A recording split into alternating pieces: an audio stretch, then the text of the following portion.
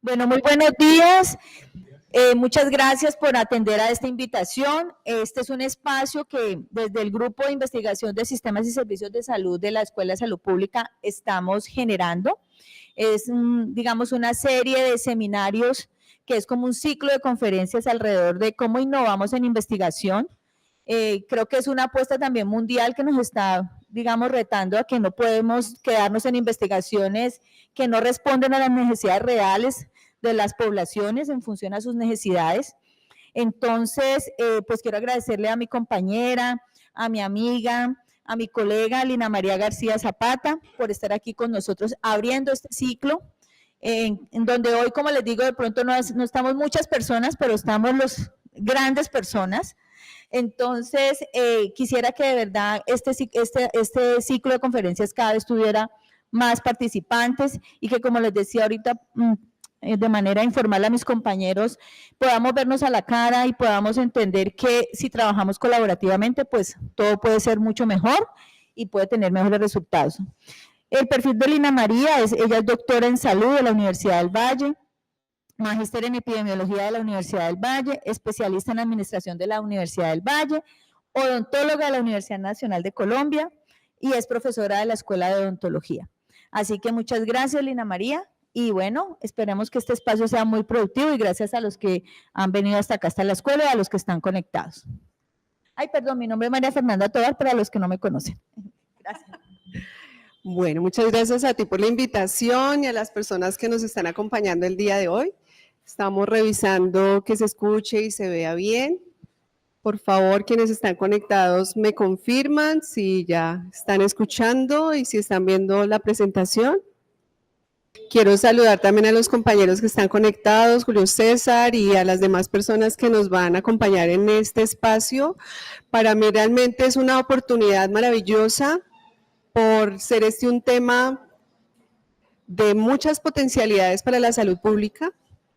de un reto inmenso para esta escuela y para esta facultad, teniendo en cuenta que por muchos años hemos trabajado en los procesos evaluativos, pero el crecimiento que ha tenido este campo de la evaluación en el mundo es parte de lo que quiero compartir con ustedes. Y adicionalmente, desde la experiencia que tuve en la formación de mi maestría con el doctor Gustavo Bergonzoli, a quien quiero darle un saludo muy especial, y a la profesora Ligia de Salazar, quien acompañó mi proceso formativo en el doctorado, tuve la posibilidad de articular muchas de las brechas que estaban en mi pensamiento y en mi formación como investigadora evaluativa y que quisiera hoy con ustedes poder compartir y resolver muchas de las inquietudes que sé que van a ir surgiendo para que por favor las vayan anotando. Al final vamos a tener un conversatorio, vamos a dar la posibilidad que las personas que están conectadas también nos puedan presentación para que la última parte sea de preguntas, respuestas, hacer nuestro análisis ya mucho más profundo a partir de lo que vamos a poder entender y comprender el día de hoy de esto que es la aplicación de la evaluación realista en las ciencias de la implementación, que es donde estamos concentrando hoy específicamente la aplicación de este enfoque de investigación evaluativa y que va a tener 4 momentos en mi presentación, que son los siguientes. Primero, les voy a hablar de la historia de la evaluación. Y siempre comienzo con esta parte porque para mí fue iluminativo comprender en dónde estamos y de dónde venimos. Y a partir de esto, para la formación que hemos logrado tener quienes hemos trabajado en evaluación y en investigación evaluativa, pues ha sido mucho más fácil comprender dónde partió nuestra formación de evaluación, dónde comienza a hablarse de investigación evaluativa y en este momento, ¿por qué estamos hablando tanto de evaluación realista? Porque ustedes van a escuchar que mucha gente está cuestionando, bueno, y entonces ahora solamente vamos a hablar de este tipo de evaluación. Pues claro que no, tenemos toda una posibilidad de entender la evolución que ha tenido el concepto y también tomar decisiones de acuerdo con las necesidades que tenga el evaluador o el investigador, dependiendo de cuál sea el caso. Posteriormente les voy a hablar de las características de la evaluación realista, de dónde viene, por qué se habla hoy día de este enfoque, presentarles el modelo evaluativo que hemos consolidado desde un proyecto de investigación desde la universidad, esto es Made in Cali para el mundo, y la aplicación que este modelo evaluativo tendría para las ciencias de la implementación, que es donde queremos lograr hacer el clic con esta presentación. Entonces, sin más preámbulo, quiero compartirles que cuando uno revisa la literatura existen varias clasificaciones de lo que los evaluadores y los investigadores evaluativos han querido establecer, digamos, como en una taxonomía, y a mí realmente la que me parece que es más clara es la que establecen Guba y Lincoln, quienes trabajaron también en una clasificación de las etapas y de los paradigmas de la investigación, y de manera muy consecuente hacen un paralelo entre esos paradigmas y lo que pasó con evaluación en el mundo. Y ellos en su publicación establecen 4 generaciones, y la primera tiene que ver con la etapa que muy posiblemente nosotros hemos tenido más conocimiento, es la etapa de la medición. Y esto es muy importante que lo conozcamos y lo reconozcamos, porque a partir de la literatura nos plantean que desde 200 años antes de Cristo hasta 1930, la medición era sinónimo de evaluación, y adicionalmente se establece que nosotros desde la parte de las ciencias biomédicas adoptamos las lógicas de las ciencias físicas y naturales, que son ciencias exactas, y entendimos la evaluación como un proceso única y exclusivamente de datos cuantitativos, y posteriormente empieza a generarse digamos, una corriente a partir de esta lógica que muy posiblemente ustedes han conocido, y tiene que ver con el surgimiento de tests de inteligencia, de personalidad, que siguen siendo utilizados en muchos campos, sobre todo en el campo de la educación, y que desde esta mirada tienen todavía mucha acogida, y es importante que conozcamos que parte de esta primera generación. Posteriormente se habla de la etapa descriptiva, que es el periodo donde Ralph Tyler, que es el personaje que es reconocido como el padre de la evaluación, establece una nueva mirada donde hay una diferenciación entre lo que es evaluar y medir. Ya la evaluación comienza a ser un concepto mucho más descriptivo, y adicionalmente se incorpora el componente de la medición como un elemento de la evaluación, pero ya no son sinónimos, y adicionalmente se establece que este es un periodo que va más o menos hasta 1957. Posteriormente viene una etapa que yo diría que es la etapa más dura que ha sufrido el proceso de evaluación, que es entre el 57 y el 72, muy posiblemente quienes empezamos a formarnos en esa época recordamos cuando a nuestros profesores les hacían una serie de seguimientos, de mediciones, y quienes no cumplían objetivos eran destituidos, y es allí donde el campo de la educación tiene una preponderancia importante para poder avanzar más allá de la descripción al juicio de valor, y donde finalmente hay, digamos, un proceso mucho más punitivo de la evaluación para llegar a la etapa de gloria, que es donde hay la transición de la etapa de la tercera generación a la cuarta generación, porque algunos investigadores como Cronbach empiezan a introducir herramientas y elementos que tradicionalmente no habían sido concebidos en la evaluación, y que sí habían sido incorporados en la investigación, sobre todo en el campo de la investigación cualitativa, que son entrevistas, cuestionarios de tipo cualitativo, y esto empieza a nutrir muchísimo más el componente de la evaluación. Y es en la cuarta generación donde se empieza a hablar de la profesionalización de la investigación evaluativa. Es aquí donde hay un boom muy grande a partir de 1973, donde la administración empieza a hacer, digamos, el mayor aporte a la lógica de la investigación evaluativa. Hay un florecimiento en los años 80 y 90 de todo, digamos, las empresas multinacionales que quieren empezar a identificar qué es lo que pasa con su producción, por qué se logran efectos de mayor producción en algunas empresas, y es allí donde comienzan los investigadores a desarrollar propuestas a través de modelos evaluativos que muy posiblemente ustedes han conocido, que desde esta época empiezan a circular por las diferentes empresas, por la academia, y es allí cuando empezamos a hablar del modelo Parlet, del modelo iluminativo, del modelo ZIPP, de una cantidad de modelos que tienen que ver con estas lógicas a partir, digamos, de las necesidades de la administración. Sigue siendo también un campo muy fuerte para la educación, y en la parte de salud, por supuesto, nosotros continuábamos muy desde la mirada de lo tradicional, desde la medición y desde la parte descriptiva, pero aquí pasa algo muy particular, y es que hay una división de los modelos en cualitativos y en modelos cuantitativos. Fíjense que aquí hay una condición muy similar a la que se vive en la investigación en el mundo, y es que hay dos corrientes de pensamiento con unas divisiones muy claras, y donde se empiezan a involucrar lo que se llama modelos naturalistas, pero también hay unas tensiones muy importantes en términos del pensamiento de los investigadores dependiendo de la corriente donde fueron formados. Y empieza entonces a generarse una necesidad sentida en algunos campos como el nuestro, el de la salud pública, y es cuando necesitamos hacer investigación de intervenciones que son reales, que tienen que ver con intermitencias en tiempo de implementación, intermitencias en la contratación, en los recursos, cuando son intervenciones que van ajustándose dependiendo del enfoque de la persona que esté liderando esa intervención.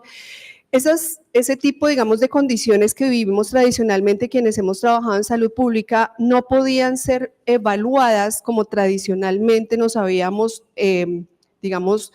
enseñado a evaluar a través de los métodos de investigación tradicionales, y es acá donde empieza a hablarse de una quinta generación, que es donde yo voy a concentrar la presentación del día de hoy.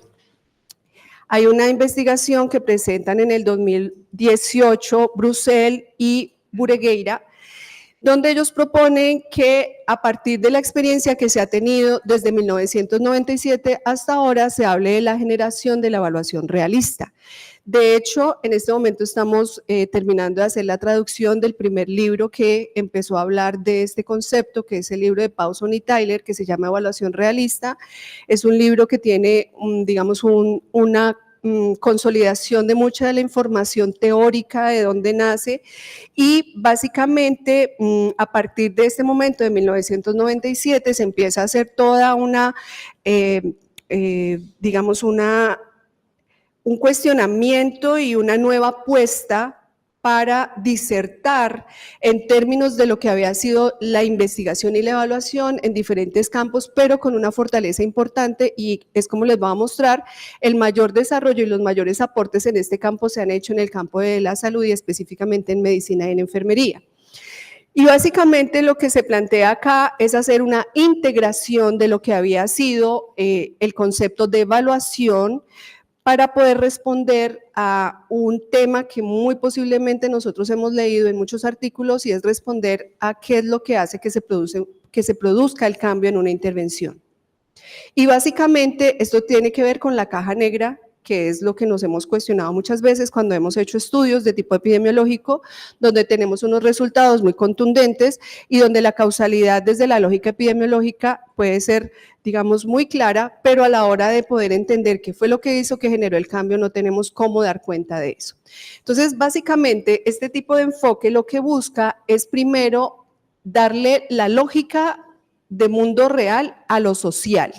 Y ese es un componente fundamental que tiene que ver con las ciencias de la implementación. Aquí el componente social es real, y desde esa lógica, básicamente lo que se pretende es identificar qué produce el cambio o qué no permite producir el cambio. Y a partir de acá, ustedes me van a escuchar hablar de algo muy importante en la evaluación realista, y es que los programas van a funcionar de diferentes maneras dependiendo de los contextos y de lo que hace que en un territorio o en un área se produzcan resultados y en otro no. Y es a partir de ahí donde esta investigación empieza a establecer algo que ustedes van a escuchar, y son los mecanismos de cambio.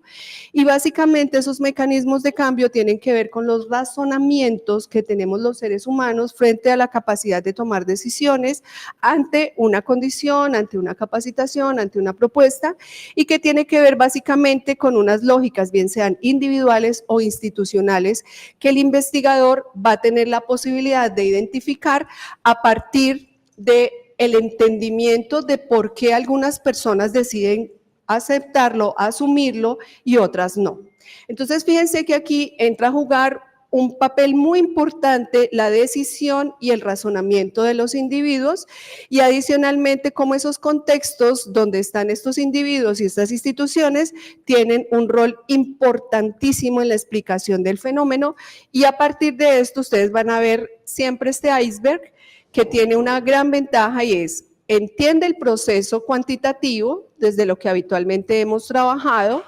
pero le da un acompañamiento al nivel de la lógica de los individuos y las instituciones, que es más una lógica constructivista,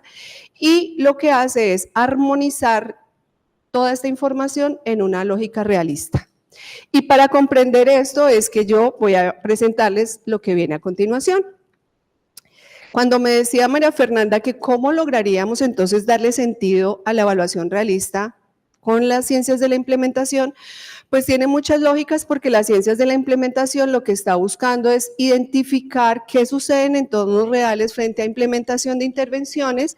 pero adicionalmente lo que pretende las ciencias de la implementación es poder comprender qué hace que funcione o no y cómo se logra la sustentabilidad y la adopción de esas intervenciones en contextos similares con, digamos, evidencia científica. Y es lo que la evaluación realista nos va a permitir. Y eso es lo que yo quiero compartirles a partir de ahora. Entonces, cuando yo les decía que la evaluación realista es la propuesta de la quinta generación, quiero mostrarles cómo al hacer un análisis bibliométrico identificamos que a partir del 1997, cuando Pawson y Tyler empezaron a hablar del tema, hay, digamos, toda una serie de publicaciones muy filosóficas. Ustedes van a encontrar información de qué son los mecanismos, qué son los contextos, cómo se entienden los resultados, qué son las configuraciones que incorporan cada uno de estos elementos, que a partir de ahora ustedes me van a escuchar mencionar como las configuraciones CMR, que son configuraciones de contexto, mecanismo y resultado. Y posteriormente, fíjense cómo entre el 2006 y más o menos el 2013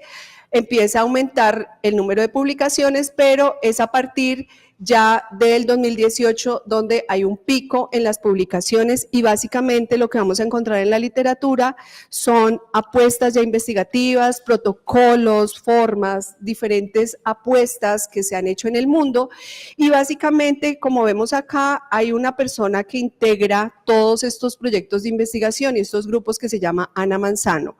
Ana Manzano es española, trabaja en la Universidad de Leeds y ha sido una persona muy importante para este proceso de fortalecimiento de la evaluación realista, no solamente en Europa, sino también en América Latina, porque es una de las personas que nos ha acompañado en algunas conferencias y que definitivamente ha logrado comprender la importancia que tiene en nosotros en América Latina la posibilidad de ampliar el despliegue de nuestras publicaciones y de nuestros proyectos en este campo. Y es aquí donde quería mostrarles cómo, haciendo esta revisión de literatura, nos dimos cuenta que los campos donde más se ha publicado el tema de la evaluación realista es en medicina. Fíjense que es casi un 45% de la literatura existente, seguida por el tema de las ciencias sociales y, como les decía, enfermería sumado a medicina tiene un porcentaje muy importante en estas publicaciones. Y ustedes van a entender por qué hemos tenido, digamos, este aporte y básicamente tiene que ver con el enfoque, porque esta es una evaluación basada en la teoría. Y eso es muy importante que ustedes lo sepan. Hay evaluaciones e investigaciones evaluativas que no son basadas en teoría. Esta es absolutamente basada en teoría y ya más adelante les voy a contar por qué. Entonces, si ustedes van a hacer revisiones de literatura, van a encontrar que la mayor cantidad de publicaciones están en revistas de evaluación, básicamente Evaluation and Program Planning, en BMJ Open, en Social Science and Medicine y los autores que más van a encontrar que hacen aportes en este campo son Marshall, Greenhalgh, Manzano, Pawson y Reed. Entonces, a partir de esta lógica, nos damos cuenta que en América Latina nosotros todavía estamos muy incipientes en este campo, hay pocas publicaciones, pero es una oportunidad muy importante porque al ser la evaluación realista, una evaluación basada en teoría, vamos a comprender esto, cómo se armoniza. Algunos autores hablan que se basa desde la parte filosófica o digamos desde el entendimiento ontológico en el realismo crítico, otros autores hablan del realismo científico, pero básicamente lo que se plantea desde la lógica, digamos, de la evolución es que el realismo científico es el que da la lógica del componente social como un mundo realmente que es existente y que tiene unas condiciones que nos van a permitir establecer, digamos, como unas lógicas dentro de las intervenciones. Les había mencionado que quienes hacen la primera apuesta son Pawson y Tiley, y hay una pregunta que ustedes van a escuchar de manera reiterativa en este tipo de evaluaciones y tiene que ver con qué funciona, para quiénes y en qué circunstancias. Entonces, muchas de las evaluaciones realistas están parafraseadas bajo esta lógica, qué, para quién y en qué circunstancias, y es a partir de ahí donde el investigador evaluativo, desde la evaluación realista, lo que quiere es identificar cuáles son esos mecanismos generativos que se logran en intervenciones que, por ejemplo, se hacen de manera simultánea en 3 ciudades en el país, funciona muy bien en una y en las otras 2 no tan bien. Y es allí donde realmente vamos a tener la posibilidad de develar qué es lo que causa los resultados a partir de esos mecanismos y en qué contextos es que se dan esos resultados. Entonces ustedes deben estar pensando en este momento, bueno, pero eso no es nada diferente a lo que tradicionalmente hemos hablado. Nosotros hemos hablado de los contextos, de qué pasa, qué hace la gente, pero fíjense que aquí el objetivo de la evaluación realista es identificar esos mecanismos generativos que explican cómo se causan los resultados, pero básicamente tiene una posibilidad y es que uno pueda considerar si funcionó, por qué, y si no funcionó también. Y adicionalmente aquí hay un sentido muy importante para los actores, porque finalmente es con la gente con la que uno se va a sentar a hablar, a preguntar qué fue lo que pasó, porque unos sí decidieron activar su, digamos, su vida deportiva y otros definitivamente no, y hay algunos que hicieron más actividad física y comieron mejor, y otros hicieron actividad física pero no dejaron de comer comida chatarra, por ejemplo. Ahí es donde queremos saber por qué sí o por qué no, y este razonamiento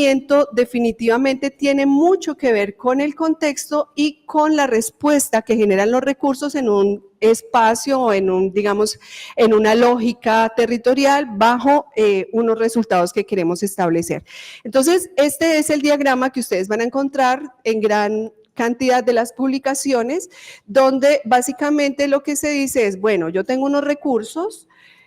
y esos recursos los voy a los voy a implementar en una intervención, tengo un contexto que me ayuda a generar unos razonamientos a favor o en contra de una intervención y esos están relacionados con los mecanismos y esto me genera unos resultados. Entonces, cuando hicimos una revisión en el año 2020 de qué mecanismos estaban asociados, por ejemplo, con las intervenciones de atención primaria en salud, logramos identificar que los mecanismos son muy similares para todos los seres humanos en el mundo y esto también me parece fundamental poderles compartir. Porque a veces uno dice, bueno, ¿qué hará que funcione una intervención en América Latina y no funcione en África? Y allí es donde nosotros hemos logrado establecer que el contexto es fundamental. Cuando hicimos esa revisión de literatura para atención primaria en salud y esta publicación la logramos generar en la revista de la Organización Panamericana de la Salud con María Teresa Alarcón, nos dimos cuenta que para atención primaria eran 4 componentes fundamentales que se activaban: la confianza, la responsabilidad, la corresponsabilidad y el cabildeo. Y esto en cualquier parte del mundo, y fíjense que aquí nos vamos dando cuenta que pues esto tiene mucho que ver con el sentido humano y que bajo estas lógicas hay unas características que quiero que ustedes también lleven en este momento en su mente y en su pensamiento, y es que se dice que la evaluación realista es método neutral. ¿Eso qué quiere decir? No se debe casar el investigador con ningún método, tiene que tener la lógica de lo que quiere responder y cómo lo puede responder, pero también la elección de la información va en torno a la teoría del programa y básicamente la teoría del programa es la explicación lógica de lo que quieren hacer las personas que van a intervenir y qué es lo que quieren generar a partir de esa intervención, que muchas veces lo hemos hablado, no existe, no está escrito, nos toca como investigadores levantarlo y finalmente es un punto sustancial que ustedes van a escuchar en mi presentación. Pero además hay dos componentes muy interesantes que quiero que ustedes sepan y es que casi siempre los elementos del contexto y de los mecanismos los podemos capturar a partir de información cualitativa.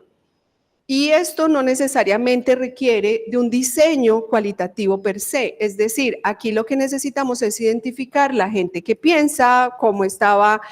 digamos, en ese momento la lógica del contexto nacional, cómo estaba la lógica del contexto departamental y municipal, y fíjense que esto va muy de la mano con la información cualitativa, pero también cuando hablamos de nuestros datos cuantitativos, y aquí creo que los epidemiólogos es donde sienten más el acercamiento a este tipo de entendimiento evaluativo, y aquí es donde nosotros buscamos la información, bien sea información de tipo primaria, secundaria, pero es la que nos va a permitir a través de los indicadores decir, bueno, ¿qué pasó? ¿Cómo pasó? ¿Cuándo pasó? Y cuando hay alguna alteración, ahí es donde nosotros queremos entrar a identificar con la explicación cualitativa, bueno, ¿qué sucedió en ese momento? Y entonces acá hay un tema muy importante que yo me acuerdo de mi profe Andrés Fandiño cuando empezamos a hacer este ejercicio en el doctorado. Él nos preguntaba, ¿es necesario tener siempre un grupo de comparación para poder medir la efectividad? Tradicionalmente en las lógicas evaluativas, desde la mirada epidemiológica, debe haber un grupo intervenido y un grupo control. Sin embargo, desde la lógica de la evaluación realista, el mismo grupo se convierte en su grupo control a partir de la posibilidad de identificar que vamos a hacer un análisis intraprograma y que dentro del mismo programa tenemos gente que cambia y gente que no cambia. Entonces, finalmente aquí se dice que no se requiere un grupo control y este punto que es muy importante para en las ciencias de la implementación y es que todo lo que nosotros generamos a partir de esta evaluación va a aportar a una teoría que se habla de una teoría refinada, es decir, una teoría mejorada del programa que posteriormente puede ser utilizada para probar la intervención en un contexto diferente. Entonces, fíjense cómo acá ya empezamos a encontrar sentido a cómo estas lógicas de todo lo que les he comentado empieza a hacer el link con las ciencias de la implementación. Entonces, ustedes me dirán, profe, listo, chéverísimo, muy interesante, muy clara tu teoría, pero ahora eso, ¿cómo lo podemos nosotros aterrizar a nuestro diario vivir, a las instituciones, a las necesidades? Entonces, por supuesto, en el año 2018, cuando este tema todavía era muy inexplorado para nosotros, se hizo una revisión de la literatura a ver qué decía el mundo frente a los modelos que nos proponían para hacer este tipo de evaluación y encontramos un primer modelo muy interesante que es redactado, propuesto y en este momento en proceso de validación por un equipo de atención primaria de Australia. Y este es un modelo muy propio para su contexto. Ellos aquí tienen mecanismos, entradas, salidas y resultados a partir del sistema de salud australiano. Y por supuesto, digamos, es una muy buena aproximación, pero desde la lógica de lo que estaba buscando específicamente en el caso de mi investigación, pues no se ajustaba a las necesidades y he encontrado este modelo de salud ocupacional que fue un modelo muy interesante, es un modelo propuesto para las empresas de Suiza y básicamente lo que me llamó mucho la atención acá, y ustedes lo van a empezar a comprender, es que aquí ya tienen unos elementos mucho más claros, más genéricos, y ellos en su propuesta establecen que uno puede hacer uso de un modelo que están trabajando en la Universidad de Colorado, no, de la Universidad de California, perdón, y es el modelo REAIM, que muy posiblemente ustedes han leído y han escuchado, y es allí donde yo empiezo a pensar si es el modelo REAIM o es un modelo de evaluación realista la que se puede utilizar, pero finalmente cuando ya empecé a darle lógica al modelo de salud ocupacional me di cuenta que no teníamos un modelo para salud pública, y es allí donde el año anterior se presenta la propuesta a la universidad para decir, queremos validar un modelo para salud pública que tenga las lógicas de la evaluación realista en el contexto colombiano desde lo que ya habíamos identificado que para nosotros podría ser una alternativa y es lo que ustedes encuentran a el lado derecho de la diapositiva. Entonces, este es el modelo que publicamos con mis compañeras Ana Milena Galarza, María Liliana Morales y Mercy Soto, en la universidad, en la revista de la Universidad Industrial de Santander, este modelo tiene la posibilidad de adaptarse y adoptarse, que eso también es algo muy importante que ustedes deben saber, pues esto no es una camisa de fuerza, y uno cuando ve tantas cosas dirá, bueno, ¿y qué todo eso funciona para lo que yo necesito? Que es muy posiblemente la pregunta que uno se hace, si yo quiero hacer una evaluación de implementación, ¿tengo que seguir algún camino o tener todos estos elementos presentes para la evaluación? La respuesta es no. Esto es, digamos, una apuesta desde el desarrollo de innovación local que buscó a través del aporte de expertos, tanto del departamento como del distrito, poder establecer qué sería lo más adecuado para hacer una evaluación de una intervención en salud pública y poder a partir de esto desarrollar un aplicativo para quienes quisieran hacer este tipo de evaluación, tuvieran, digamos, una herramienta que facilitara el entendimiento de toda esta integración de información. Y ustedes me dirán, bueno, ¿y uno cómo hace para hacer ese recorrido? ¿Tiene que haber algún punto de inicio, de partida, de cierre? No. La verdad es que las evaluaciones que se hacen desde esta lógica no tienen una visión lineal, uno puede empezar por cualquier elemento de los que tiene el modelo, lo importante es que el investigador vaya encontrándole sentido a lo que quiere identificar y es realmente qué hizo que esa intervención funcionara o no. Y la recomendación que nosotros hacemos en la publicación, que es lo que les voy a mostrar, es que uno tiene la posibilidad de hacer una reconstrucción de esa intervención y podría partir, si les parece sensato, de conocer el contexto externo, qué pasó cuando se empezó a hablar de esa intervención, cuáles eran las lógicas normativas del contexto nacional, qué era lo que pasaba en ese momento, y a partir de allí poder establecer de esas políticas qué tanto se relacionó con el diseño y la implementación o los resultados de esa intervención, que es ahí donde uno también tiene que tener una sensibilidad importante, pues porque a la hora de ir a uno a mirar documentos, actas, fotos y demás, hay una cantidad de información que muchas veces uno no sabe qué tanto de eso puede utilizar, pero básicamente aquí la recomendación es que uno siempre tenga presente que lo que está haciendo es identificando cuáles fueron las características que pudieron influir en la construcción del diseño, una política pública, un plan estratégico del nivel departamental, un decreto nacional, un decreto internacional, y esas son las lógicas que tiene uno que ir consolidando para poder entender ese fenómeno, cómo a partir de estas lógicas empezó a consolidarse. El segundo componente que se incorpora al modelo tiene que ver con los actores, que ustedes lo ven aquí abajo, y básicamente en el modelo, que no se ve casi, pero pues que nosotros logramos incorporar, dijimos, bueno, en Colombia en nuestro sistema de salud, ¿a quiénes tenemos como actores? Generalmente están los directores de esas empresas asociativas de planes de beneficio, está la comunidad o personas que no hacen parte del sector salud, de otros sectores, y esos son los actores que nosotros hemos consolidado en esta primera parte. Básicamente lo que necesitamos es identificar quiénes fueron aquellos que participaron en cualquiera de las etapas de la intervención, bien sea en el diseño, en la implementación o que estuvieron al tanto de los datos para generar los resultados. Y a partir de eso poder decir quiénes fueron, qué rol cumplieron y adicionalmente, dependiendo del rol, ellos van a ser las personas que nos van a ayudar a identificar cuáles fueron esas condiciones que lograron que esa intervención se llevara a cabo o qué fue lo que hizo que se dieran los recursos, en qué momento y demás. De igual forma, hemos propuesto que a partir de acá ya podamos dar cuenta del diseño de la intervención. Y esto es un factor fundamental porque ya aquí estamos hablando de la caja negra, o sea, esta parte es lo que anteriormente nosotros no conocíamos.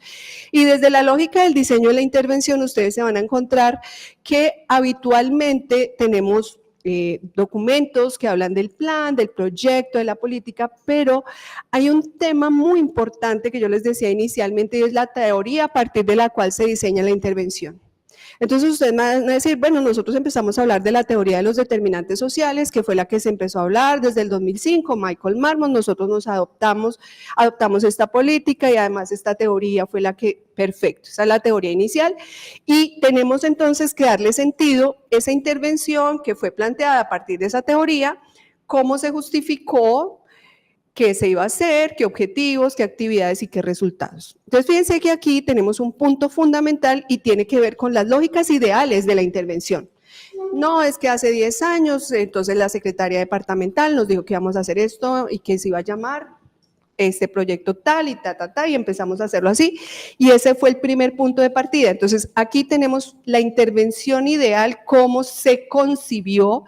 y adicionalmente, ustedes se van a encontrar que nosotros somos muy poco dados a redactar y a consolidar. Entonces, nos va a tocar hacer reconstrucciones y casi siempre eso se utiliza a través de las técnicas cualitativas de sistematización. Es decir, aquí en América Latina nosotros hemos validado estas lógicas y nos va a servir muchísimo, pues porque generalmente todo esto está, pero no tiene un sentido para lo que estamos haciendo en nuestra evaluación realista. Entonces, si nosotros ya tenemos esta lógica y hacemos una reconstrucción, vamos a tener que empezar a ser unos investigadores muy sensibles frente al análisis de los documentos y la reconstrucción a partir de la dialéctica de nuestros actores. Y fíjense cómo aquí es donde ustedes van entendiendo que yo no les estoy diciendo, vamos a hacer un diseño cualitativo, no, vamos a empezar a entender, a comprender, y fíjense que esto es lo que hacemos habitualmente cuando construimos un marco teórico, un estado del arte en nuestros documentos de investigación, y es leer y darle una explicación lógica y un sentido a cada uno de estos documentos. De igual forma, vamos a hablar de la implementación de la intervención, que ya saben ustedes que no es lo mismo de ciencias de implementación, aquí estamos hablando desde la parte operativa de la intervención, y vamos a dar cuenta de qué fue lo que se hizo y en qué contexto, pero ya un contexto más cercano a la intervención. Entonces, el contexto externo tiene que ver con las lógicas mundiales, las políticas nacionales. Ya en el contexto interno, lo que nosotros necesitamos es identificar a nivel meso y micro, ya estamos hablando del nivel departamental, el municipal o la institución donde se hizo, qué fue lo que hizo que realmente esa intervención se pudiera implementar y cuáles fueron los ajustes, y en esto quiero hacer un énfasis importante, porque realmente la intervención que nosotros vamos a evaluar es esta, la que realmente se implementó, no la que estaba concebida inicialmente ideal, sino la que realmente fue implementada a partir de estas lógicas y que tiene que ver con mucho de lo que vivimos en salud pública. Llegó un nuevo gerente, estableció que lo que estaba inicialmente no le gustaba, quiso hacer unos ajustes, unas modificaciones, no tenía el mismo presupuesto, y esa es la lógica que nosotros vamos a establecer a través de un modelo lógico real. ¿Qué fue lo que realmente se hizo? ¿Qué actividades se hicieron? ¿Con qué presupuesto? ¿Quiénes lo hicieron? Y esto es lo que nosotros vamos a establecer en esta etapa de la implementación, un modelo lógico real. Y acá, fíjense, esto fue parte de la discusión que tuvimos en el modelo. Cada investigador tiene que determinar cuáles son los indicadores que realmente le interesa conocer para poder dar cuenta de los resultados. Y es acá donde yo quiero compartir que nosotros identificamos, por ejemplo, que tradicionalmente nos gusta identificar la cobertura, el mantenimiento, pero hay otro tipo de indicadores que ustedes pueden ajustar dependiendo de las necesidades que tenga la institución o la intervención. De hecho, acá es donde se recomienda, según el modelo suizo, el marco REAIM, pero realmente cuando yo intenté incorporarlo dentro de la investigación que hice en el doctorado me hacía un poco de ruido porque algunos elementos de acá para mí debían ir en resultados, básicamente el componente de la efectividad de la intervención. Y es ahí donde la recomendación que yo les hago es identifiquen cuáles son realmente esos indicadores que a ustedes les interesa saber, y más adelante en los resultados pueden colocar ya los productos, la efectividad y el impacto. Entonces, en esta etapa de la implementación es muy importante que uno ya empiece a identificar los mecanismos que influyen en las decisiones, tanto a nivel institucional como a nivel de las personas y de los beneficiarios, para asumir realmente qué fue lo que a mí me hizo cambiar.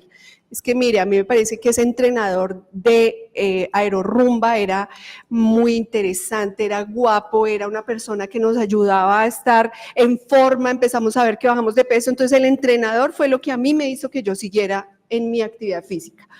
Y esos son los mecanismos de fondo que queremos explorar. No, es que a mí no me gustaba porque ese entrenador me dejaba muy cansada, no me estimulaba, no me motivaba, entonces finalmente no volvía a bajar a mis actividades. Y eso es lo que necesitamos conocer acá. Entonces, cuando ya tengamos esta parte, vamos con la definición del alcance de nuestra evaluación realista. Y esto también tiene que ser algo muy pragmático, porque generalmente nosotros hemos hecho la apuesta de lograr mostrar impacto, efectividad, pero no siempre las intervenciones nos dan para eso, así sean intervenciones largas. Y en este sentido, básicamente lo que nosotros establecemos es, con lo que usted ya ha podido identificar del diseño y de la implementación, dele el alcance real a su intervención. Yo puedo hablar solo de productos, resultados inmediatos, pues porque finalmente eso lo llevamos haciendo mucho tiempo, pero no tenemos la información suficiente para dar cuenta de una efectividad o de un impacto. ¿Listo? Entonces la propuesta es establezca que usted va a dar una evaluación con resultados inmediatos o en el mejor caso usted tiene información suficiente, robusta, y en esto también quiero ser muy clara, tiene que ser información realmente importante para la evaluación, porque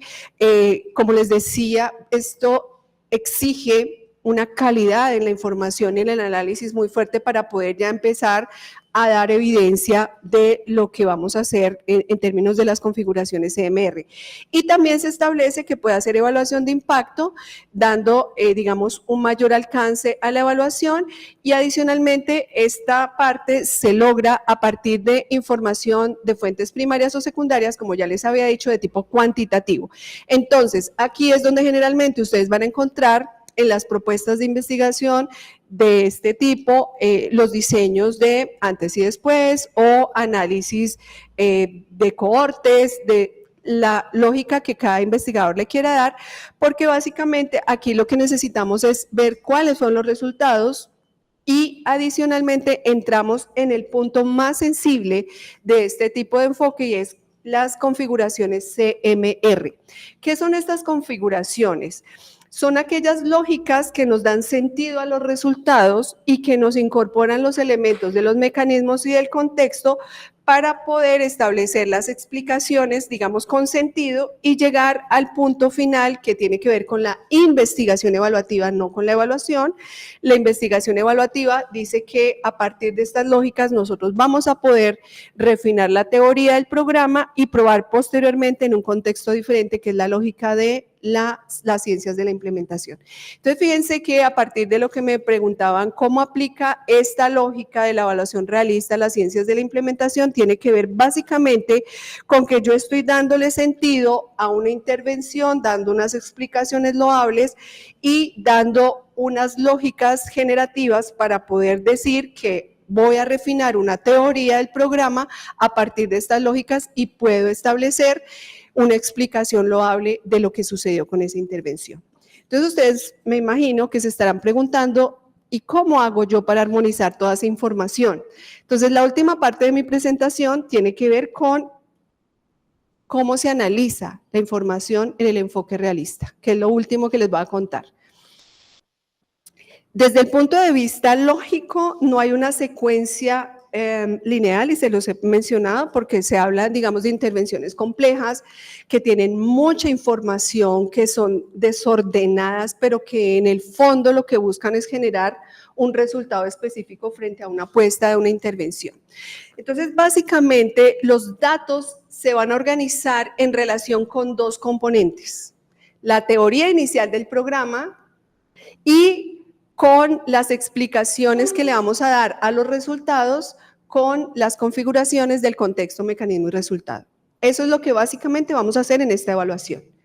Entonces, ustedes dirán, bueno, ¿y cómo hace uno la teoría inicial del programa? Cuando les mencionaba que en enfermería se ha trabajado la evaluación realista, básicamente es porque las enfermeras trabajan las teorías de rango medio de manera muy interesante y esta forma de evaluar casi siempre se ampara en teorías que no son universalmente reconocidas, sino que han sido teorías probadas en pequeñas poblaciones, en contextos muy específicos y con poblaciones con características similares. Entonces, como ustedes podrán pensar, básicamente uno lo que puede buscar es una teoría que ya esté construida frente a una intervención y lo que hace es aterrizarla a lo que uno logra identificar que fue lo que se hizo en una intervención y esa se convertiría en la teoría del programa. Y esto quiero dejarlo muy claro porque como estoy hablando tan rápido, uno dice, pero ella me habla de la teoría del rango medio, la teoría del programa, la teoría refinada. Claro, aquí finalmente uno lo que hace es como una reingeniería de las teorías, y ahí es donde como investigadores nos ponemos una camiseta de no soy experto en cualitativo, pero lo entiendo bien, sé el fenómeno, y es ahí donde empezamos a ser unos investigadores muy flexibles, porque aquí básicamente vamos a encontrar mucha información cualitativa que debe ser codificada en el lenguaje o bien de la teoría del programa o de que esto que estoy identificando, esto me habla del contexto, o esto me habla de mecanismos, o esto me habla de actores o de resultados. Entonces, ahí es donde nosotros nos volvemos en unos, digamos, en unos expertos en poderle dar sentido a la información cualitativa, y lo que utilizamos, que esto sí es muy importante, y generalmente este tipo de evaluaciones se hacen con personas que han tenido experiencia en toda la parte cualitativa para poder codificar, sacar las categorías y demás, y finalmente hablamos en clave de las configuraciones CMR y en clave de la teoría del programa. Entonces, fíjense cómo aquí vamos a encontrar mucha información que de pronto no tiene este enfoque, pero que nos va a hablar de los mecanismos. Entonces, ahí es donde entramos nosotros a hacer nuestro análisis de codificación, frente a la teoría del programa y el contexto, mecanismos, resultados. Adicionalmente, nosotros podemos clasificar por grupos, digamos, la información de acuerdo con la teoría del programa, es decir, la teoría del programa nos dice que nosotros vamos a hacer una intervención por curso de vida, entonces nosotros vamos a hablar del subgrupo niños, del subgrupo adolescente, del subgrupo mayor, Entonces, fíjense cómo la teoría aquí nos da unos lentes a partir de los cuales nosotros vamos a entender el fenómeno de manera mucho más tranquila, y adicionalmente nosotros vamos a empezar a determinar cada uno de los elementos, cómo se van a armonizar a manera de un rompecabezas. Y yo quiero que esto les quede muy claro, porque uno dirá, bueno, ¿y toda esa información uno cómo la va a organizar? Básicamente lo que uno hace es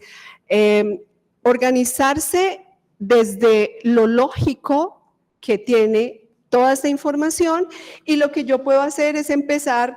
a revisar lo que me decía la teoría y armonizarlo con lo que yo ya voy encontrando. Entonces, por ejemplo, yo digo, en este contexto del Valle del Cauca, se identificó que el mecanismo particular que se activó fue el compromiso social, la confianza, la intención de mantener la intervención por compromiso político, generando los resultados ABC. Entonces, fíjense cómo acá este es el componente fundamental donde el investigador va a aterrizar toda la información a un contexto con una explicación loable y los resultados que hemos encontrado. De igual manera, lo que no se logró, porque yo les decía que nosotros necesitamos identificar qué fue lo que no funcionó tan bien,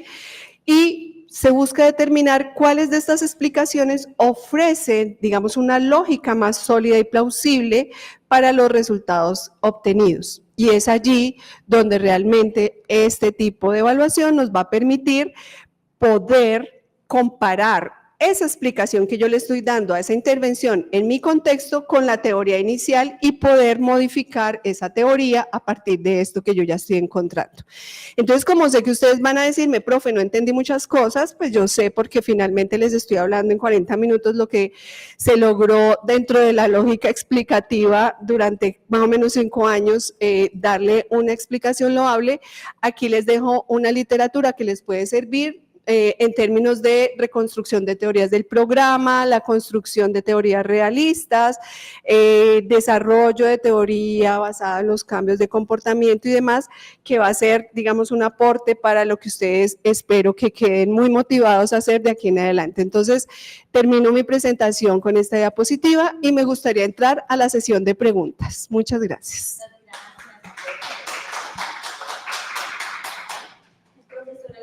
Para que conversemos. Bueno, primero que todo, de verdad, muchas gracias, porque esta primera sesión es retadora. Ya había yo en algún momento oído hablar de evaluación realista.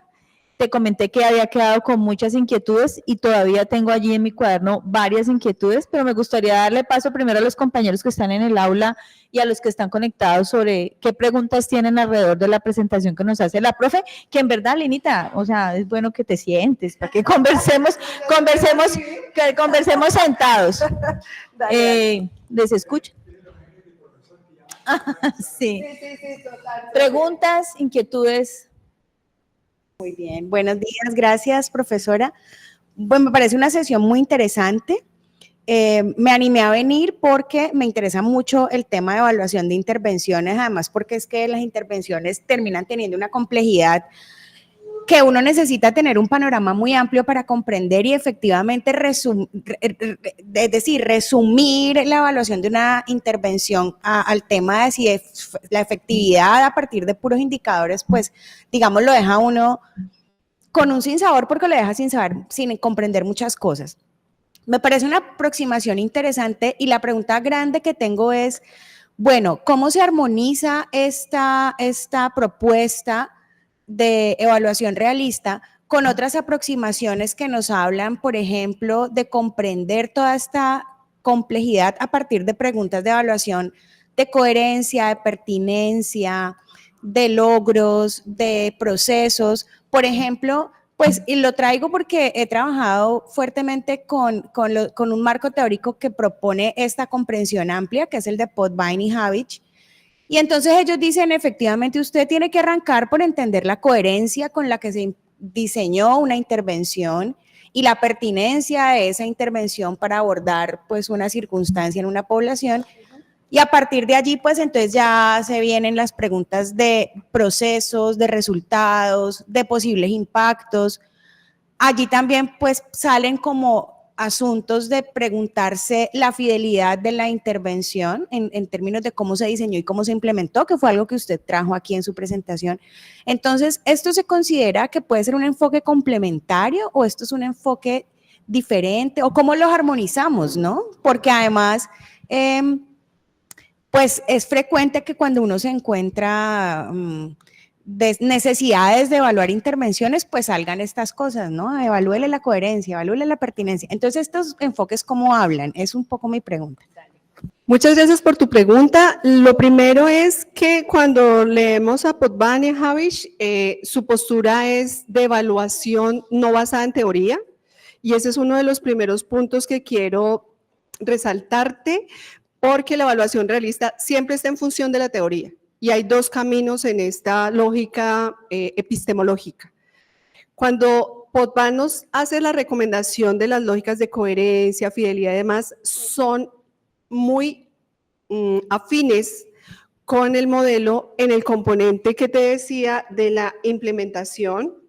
porque básicamente allí es donde uno determina qué es lo que quiere conocer en profundidad de la intervención. Sin embargo, lo que vas a encontrar aquí es una opción dependiendo de tu interés en la lógica explicativa, coherencia, fidelidad, cobertura, mantenimiento. Eso lo incorporarías acá en la implementación, pero fíjate cómo desde esta lógica tú tendrías que armonizar todo esto que estás investigando. ¿Cómo fue que se dio a partir de la lógica de los contextos, a partir de los actores y qué de esto tiene que ver con esto? Entonces, esta parte de los indicadores que nos proponen Potvin y Habich irían incorporados en la implementación de la intervención. Tú como investigadora definirías qué es lo que yo voy a incorporar acá y eso está muy en la lógica de lo que se planteó que era la intervención y ahí quiero hacer un ejemplo para que de pronto sea un poquito más claro. Cuando yo empecé a hablar de la evaluación que iba a ser realista, tenía que identificar el acceso a los servicios a través de una intervención basada en atención primaria en salud de la zona rural de Cali, que era el objetivo de fondo, y cuando ya empecé a revisar cómo iba a manejar mis indicadores, yo decía, ¿será que yo tengo que manejar aquí más indicadores? Coherencia, suficiencia, pertinencia, No, mi indicador era acceso Y a partir del acceso, yo establecí que me interesaba conocer la cobertura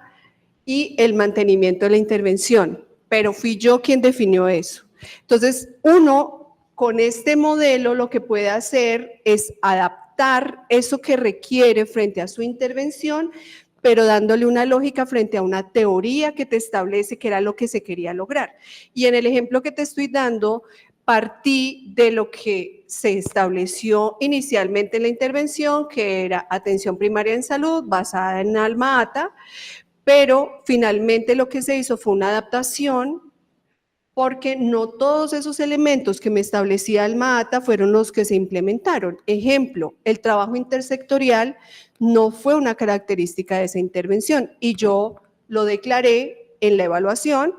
Esa fue una de las debilidades, pero no por eso la intervención dejó de ser efectiva, porque logró mejorar el acceso de la población rural a través de ¿qué? Del cabildeo, del mantenimiento de la intervención, porque el secretario dijo esto va o va, así no haya en este momento recursos, yo voy a generar la plata. Las contrataciones eran intermitentes, se hacían en mayo, terminaban en diciembre, no iban todo el tiempo, pero a pesar de eso,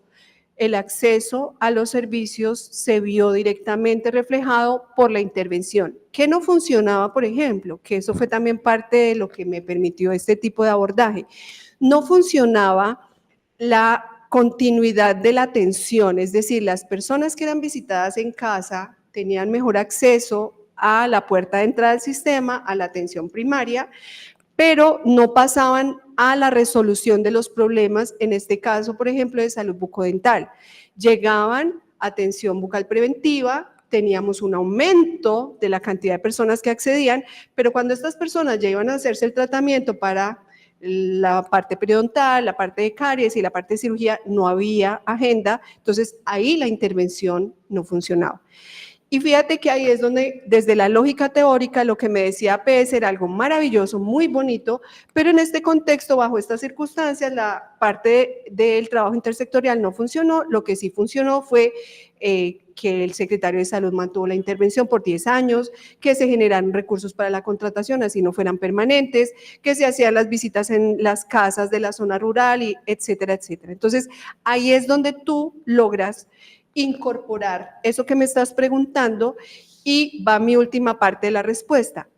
¿Puedo hacer solamente un análisis de coherencia y de mantenimiento? Claro. Por eso yo les decía, es el evaluador o el investigador, dependiendo de lo que quiera, quien toma la decisión, que eso es lo que también me parece muy importante dejar acá. O sea, ahora no todo es evaluación realista, pues por supuesto que no. Yo quiero hacer una evaluación de resultado o una evaluación de procesos. Mira, esta es la evaluación, este es el protocolo.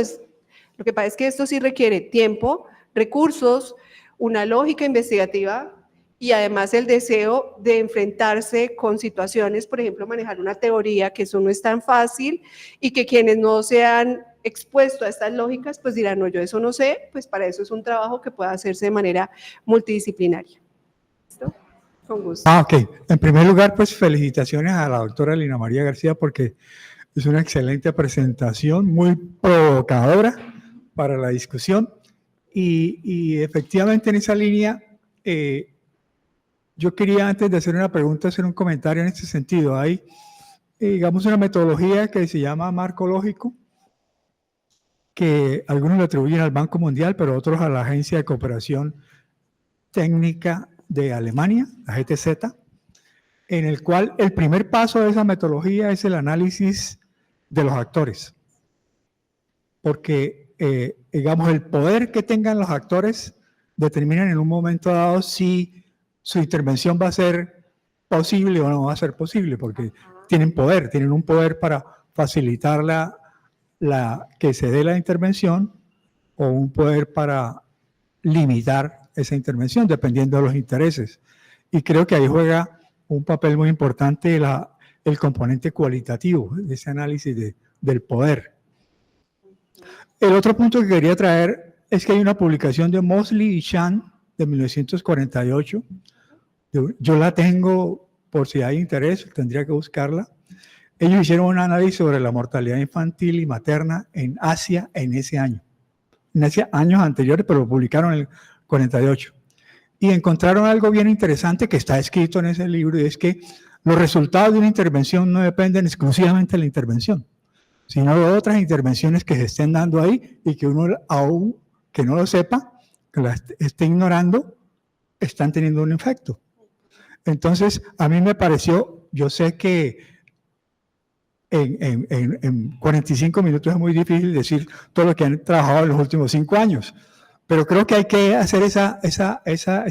ese punto, traerlo en el comentario de que los resultados no se dan exclusivamente de la intervención que uno está evaluando. Hay otras intervenciones que así uno las ignore, están contribuyendo, tienen una fracción atribuible y que no debemos olvidar eso. Porque eso es bien importante. Cuando una intervención define unos objetivos, puede que se apunte al área que tenga la menor contribución como fracción. ¿Me explico? Yo me comprometo con mi jefe a reducir el 25% de la mortalidad infantil en Cali, aplicándole al tema A. Y resulta que el tema A, por naturaleza, solo contribuye con un 10%. Entonces, al final, yo voy a tener un 10% y el jefe me va a decir, usted me ofreció un 25%. Eso está malo. Y no está malo, sino que uno se apuntó mal. Hay una cosa que yo esperaba ver, porque creo conocer bastante bien a la doctora Lina, es que, y yo entiendo su pasión, pero su pasión no le permite ver algunas cosas como que es el sesgo de confirmación. Uno ve solamente lo que se acomoda con lo que uno tiene en la cabeza. Entonces, por ejemplo, en estas aproximaciones hay 3 grandes fuentes de error que son el observador, el instrumento con que uno se va a acercar a ver la realidad, a hacer la evaluación realística, y lo observado.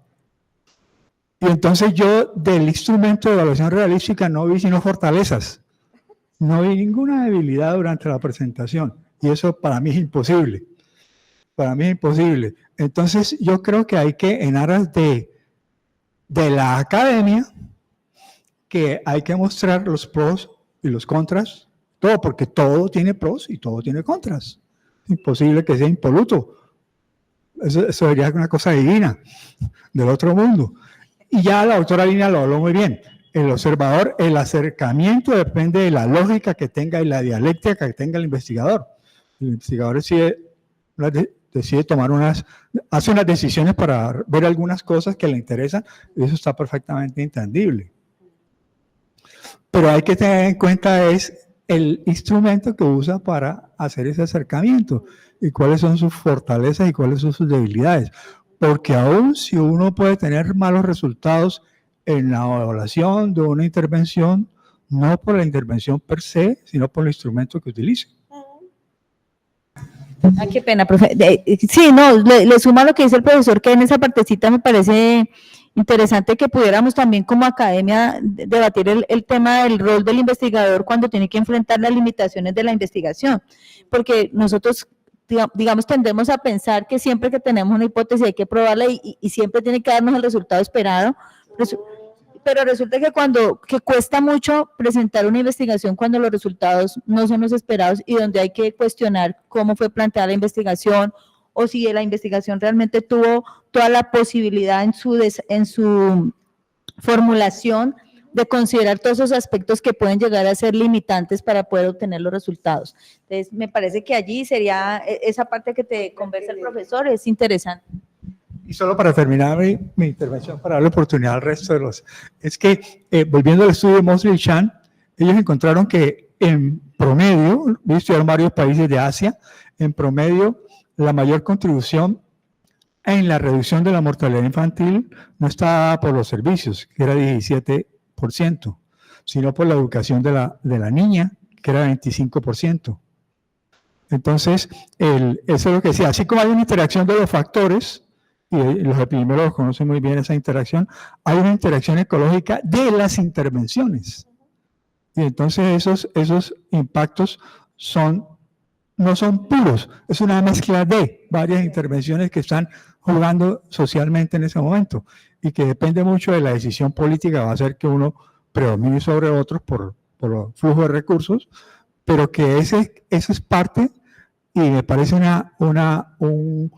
parte destacable de la propuesta del contexto, que esas decisiones se toman en el contexto. Entonces a mí me parece, de nuevo, felicitaciones, doctora Lina, porque habría mucho que comentar, que discutir, porque es muy provocadora la presentación. Muchas gracias. Bueno, mi profe, lo primero es que desde la lógica que usted plantea del marco lógico, es fundamental comprender que hay una etapa de la evaluabilidad que indiscutiblemente nos aporta la posibilidad de hacer o no un tipo de investigación de esta, y usted tiene toda la razón. Habla de intervenciones que definitivamente no podrían hacerse porque no se cuenta con los elementos y la información suficiente para poder dar cuenta de todo el fenómeno integrado, que digamos ese es un factor fundamental, y que también nos hemos encontrado en la revisión de literatura que en América Latina pues muchas intervenciones carecen de fortaleza, digamos, en términos del diseño, en términos de las fuentes de información, y ahí es donde nos toca ser muy inteligentes y muy creativos para lograr superar esto, pero indiscutiblemente estoy completamente de acuerdo, profe, en que el análisis que nos va a dar esta parte de la evaluabilidad nos va a permitir decidir si continuamos o no. Completamente de acuerdo. Con relación a lo de el hallazgo de Mosley y Shan frente a la contribución de la mortalidad, fíjense cómo aquí es donde cobra sentido el tema de el componente cuantitativo en la evaluación realista. Y aquí es donde a mí me parece que más aportes podríamos hacer nosotros, quienes hemos trabajado la evaluación de intervenciones desde la lógica de la integración de mediciones, bien sea con estudios de multinivel y con las lógicas muy sólidas desde lo cuantitativo, que en este ejemplo que usted pone es maravilloso, nos dan una aproximación para poder profundizar el fenómeno en términos de qué pasó con esa educación de esas niñas y cómo se comportaron esas niñas frente a la intervención y a la decisión que tomaron con estos chiquitos que tenían diarrea y por qué la llevaron o no los llevaron a los servicios. Y es ahí donde entra a articularse la evaluación clásica que hemos hecho nosotros en salud pública con estas lógicas explicativas, porque ahí va la otra explicación. Cuando nosotros hablamos en epidemiología de la información que nos generan los outliers, casi siempre nosotros lo que hacemos es buscar armonizar lo que está en la curva normal para poder dar cuenta del fenómeno de manera explicativa del 95%, y aquí lo que busca la evaluación realista es incorpore esa lógica que le da lo cuantitativo y explique esos outliers que usted no ha tenido en cuenta por qué pasó ese fenómeno, bien sea para bien o para mal.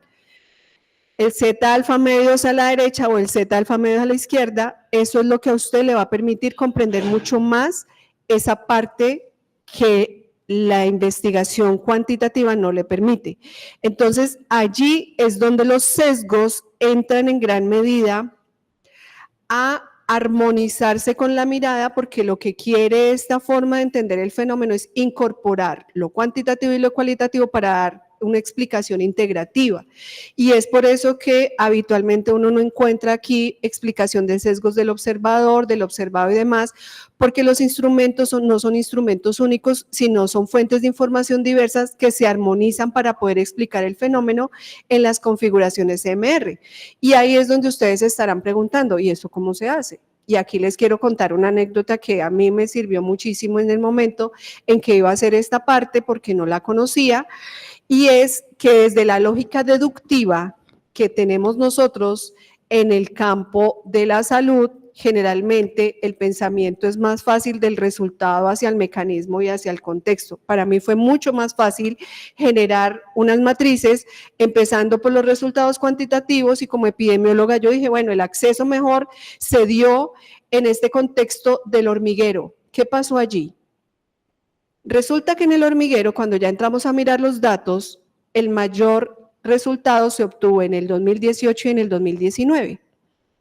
Tuvo un desempeño maravilloso. Cuando ya se entra a investigar qué fue lo que sucedió, allí hubo una acción de los grupos organizados de negritudes para pedirle al secretario de Salud que la estrategia de APS, que en ese momento se llamaba Salud al Campo, no se la llevaran del territorio porque ellos querían que toda la población fuera visitada y que a partir de eso ellos iban a estar muy activos para que se definiera cuáles familias no habían sido visitadas.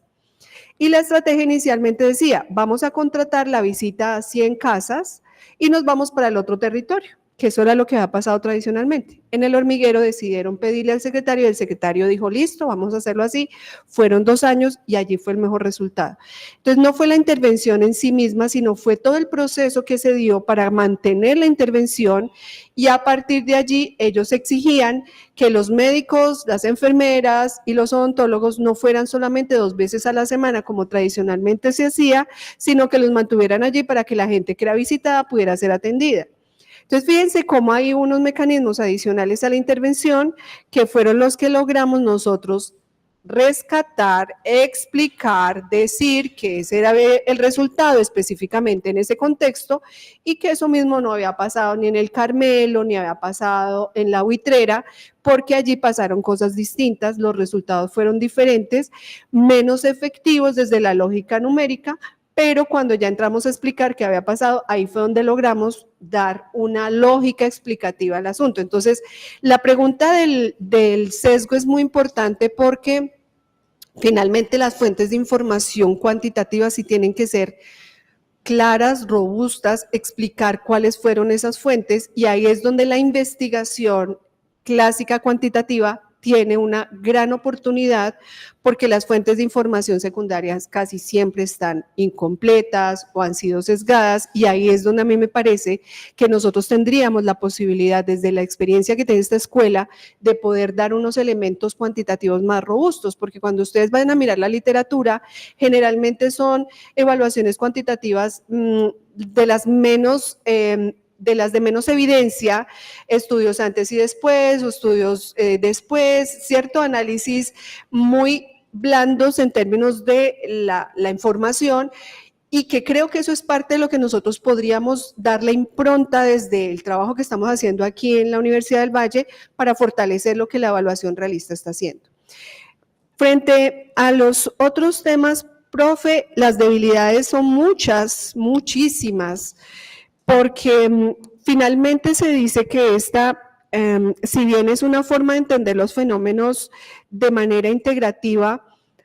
sigue siendo un enfoque deductivo y eso también lo entendí con el tiempo, porque si bien incorpora muchas lógicas cualitativas, nosotros aquí no estamos generando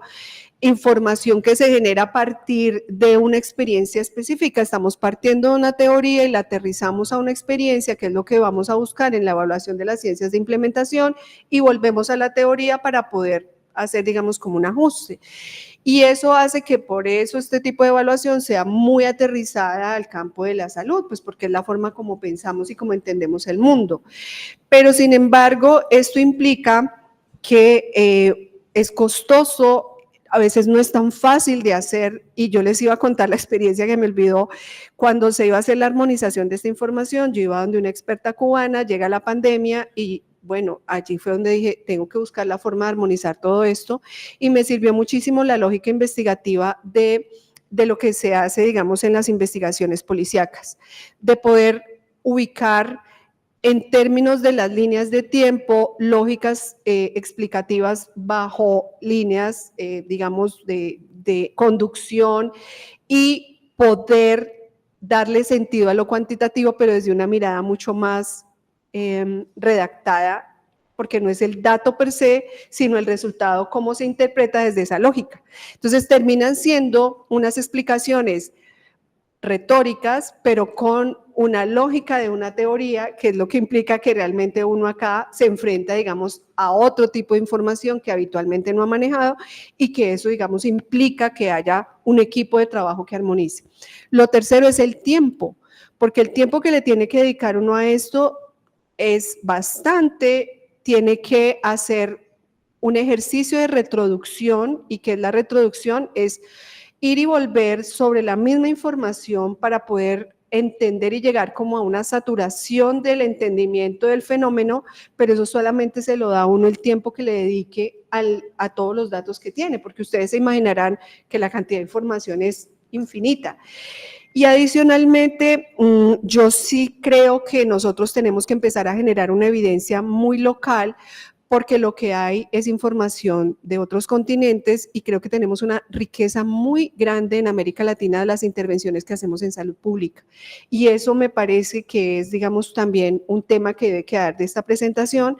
porque lo que se había generado hasta hace más o menos 2 años eran investigaciones que hacían canadienses en Colombia, canadienses en Ecuador, canadienses en Perú, españoles y ingleses en nuestros países, pero sí creo que ahí hay una fortaleza y, profe, usted me lo mencionó, y es qué tanto sesgo tiene la persona si ha estado involucrada en la intervención. Y en ese sentido, aquí se plantea es que tiene más información para aportar, porque da la posibilidad de ser también un actor dentro del proceso mismo de la reconstrucción y la consolidación de la intervención. Entonces, si bien desde la lógica cuantitativa, los investigadores debemos declarar los sesgos que tenemos frente a esa información cuanti, el incorporar la lógica cualitativa desde la experiencia de la gente, de los beneficiarios, de los actores, nos da la posibilidad de armonizar en gran medida, digamos, esa situación que en epidemiología es muy importante, pero acá, digamos, en el sentido de lo que uno quiere, que es la explicación, no tiene tanto protagonismo. Creo que con eso, profe, respondo. Sí, profe. Con la venia y lo demás. Es que cuando yo hablaba de los sesgos, porque los sesgos, hay que entender que los sesgos son del ser humano. Sí. Los sesgos no son de la metodología, los de la metodología son fortalezas o debilidades. Entonces yo cuando me refería a sesgos también me refería a la parte cualitativa. Por ejemplo, yo le voy a preguntar a una persona que está en una intervención, 2 o 3 años después de la intervención, solo va a preguntar sobre la intervención, y si eso no está escrito, él va a empezar a llenar las lagunas con lo que él cree que es. Es un sesgo, es un sesgo cualitativo. ¿Entiende? Entonces, cuando yo le pregunto a una persona sobre algo y la persona está convencida de que la intervención es buena, me va a dar el sesgo que él tiene de que eso funciona. Entonces, y eso es cualitativo. Entonces, ¿cómo vamos a manejar desde la perspectiva cualitativa esos sesgos que tiene la persona y que son naturales al ser humano? Yo creo que esto funciona. ¿Usted cree que esa metodología funciona y usted de evaluación realística y usted la defiende capa y espada? Al punto de que no nos mostró las debilidades hoy aquí. Eso es lo que quiero decir, y eso es muy humano. Pero cuando uno está en el campo académico y científico, tiene que poner en la balanza las dos cosas, los pros y los contras. Y frente a eso es muy importante comentar algo. Por supuesto que sí, cuando uno va al terreno, busca ¿cómo se llaman? Los informantes clave en la lógica de lo que uno quiere entender, que es básicamente la teoría del programa, porque aquí hay algo también importante que no les mencioné, es que se habla de evaluaciones realistas, y las evaluaciones realistas es que yo le cuento a la gente lo que creímos que iba a funcionar o que iba a generar esa intervención, y la gente me dice, no, profe, eso no es así, eso aquí no sirve porque aquí tenemos un problema con con los límites invisibles, entonces esos equipos no podían ir a tal sitio, aquí nunca llegaron a tal parte porque era muy lejos y la gente no quería caminar, etcétera, etcétera. Estaban también los informantes que nos decían, a mí me visitaron, me ayudaron con mi niña, tuve la situación de y para no alargarme mucho en la explicación, desde lo cualitativo se buscan esos informantes a partir de la bola de nieve que nos va a permitir identificar los que sí, los que no, los que medianamente, y finalmente ahí es donde logramos darle una explicación al fenómeno de manera integrativa para garantizar que aquello que estamos explicando realmente es loable bajo la armonización de las configuraciones, contexto, mecanismo y resultado. Entonces, ese es el punto donde lo cualitativo y lo cuantitativo entran a integrarse, y por supuesto si tiene uno diferentes puntos de vista, y ahí desde lo cualitativo es donde el equipo debe tener esa habilidad para poder darle sentido a eso que la gente te está diciendo, porque hay unos que ni se acuerdan de la intervención. Aquí, no, yo no sé, aquí nunca vinieron, aquí no se hizo, aquí tal. Entonces, ese tema también el investigador va volviéndose muy sensible para poderlo explorar y finalmente ahí es donde lo que tú me preguntabas, la teoría del programa es la que nos da el camino, porque nos podemos perder, claramente nos podemos perder. Es la teoría del programa la que siempre está como el eje articulador y es a través de esa teoría que nosotros vamos explorando para poderle, digamos, dar un principio y un fin, porque si no también se nos convertiría en una cosa universal que no podemos dar. El investigador quedaría tan libre al albedrío del investigador que al final sería evaluando desde lo que el investigador concibe y no desde lo que la intervención propuso basado en la teoría. Y bueno, yo para terminar, yo tengo varias preguntas, pero igual has contestado. Digamos que tú decías, la investigación realista es neutral. Es un método neutral, pero ¿realmente es neutral cuando estamos hablando de que realmente el investigador juega un papel determinante también en la manera como entiende los mecanismos? Porque yo digamos que en cualquier método de investigación uno encuentra que, digamos, es muy difícil desconocer el contexto, ¿cierto? Inclusive en análisis muy cuantitativos, siempre juega un papel determinante en dónde sucedió, porque es tiempo, lugar, persona, entonces al final también logra como ubicar, ¿cierto? Pero cuando uno ve, y también se analizan resultados, pero los mecanismos es donde yo le veo como el gran aporte o lo que a mí más me ha interesado de este tipo de evaluación, de investigación evaluativa, sobre todo porque cuando uno ve, por ejemplo, analiza el tema de los sistemas de salud y el desempeño de los sistemas de salud, si uno se fuera con los resultados, pues los sistemas de salud en muchas evaluaciones siempre están basados en los resultados, en indicadores cuantitativos, ¿cierto? Por ejemplo, en temas de mortalidad, en temas de control de población frente a ciertas afectaciones, pero cuando uno entra ya al detalle de ver qué pasó y por qué por qué ese resultado, y el ejemplo más claro lo tenemos en cáncer, en el tema, por ejemplo, de que las personas acceden a la autorización, ¿cierto? Entonces uno le pregunta al asegurador y el asegurador dice, yo le di la autorización, pero cuando uno profundiza en ver qué pasó, es que en la pantalla del asegurador aparece que sí tiene autorización, pero lo autorizaron en un sitio donde no hay contrato o donde ya el prestador no quiere prestar servicios porque no le han pagado, pero en el dato es que él autorizó. Y al prestador, por ejemplo, no tiene datos de cuántas veces le dijo al paciente vuelva a llamar porque la agenda está cerrada. Esa información que para mí es maravillosa y que, digamos, hay unos autores, Chacarasvili, que hablan del modelo de perillas en los sistemas de salud. Él habla de cómo realmente para evaluar los sistemas de salud podemos pararnos de diferentes autores, ¿cierto? Desde evaluar los elementos que constituyen un sistema de salud o los resultados del sistema de salud o aquellos mecanismos que dentro del sistema de salud funcionan o no funcionan y que son los que obligan a que tengamos un sistema de perillas donde tenemos que ajustar para poder darnos cuenta que hubo que ajustar para que pudiéramos tener ese resultado. Y por eso me interesa mucho este tema,